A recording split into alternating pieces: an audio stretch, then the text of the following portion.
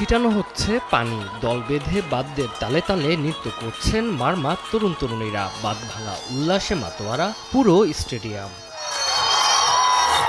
মারমা সম্প্রদায়ের সব থেকে বড় সামাজিক উৎসব সাংগাই। বাংলা নতুন বছরকে বরণ করে নিতে এই আয়োজন। নিজেদের ঐতিহ্যবাহী পোশাক পরে পাত্র ভর্তি ফুল জল নিয়ে অপেক্ষায় ছিলেন তরুণ তরুণীরা। উদ্বোধনের পরেই শুরু হয় জলবর্ষণ।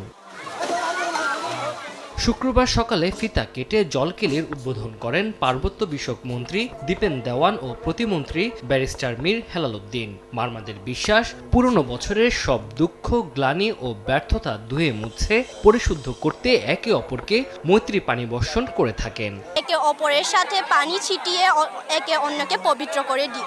আজকের দিনে আমাদের প্রত্যাশা যে যেন আমরা একটা সম্প্রীতির মাধ্যমে বসবাস করতে পারি। এই দিনে যত অতীতের যত দুঃখ কষ্ট গ্লানি সব যাতে মুছে যাকে পবিত্র জলকেলির মাধ্যমে। মারমাদের চাংরায় আসছি, আমরা নাচবো, গাইবো, আনন্দ করবো। পাহাড়ের সংস্কৃতি রক্ষায় কাজ করা হবে বলে জানালেন জনপ্রতিনিধিরা।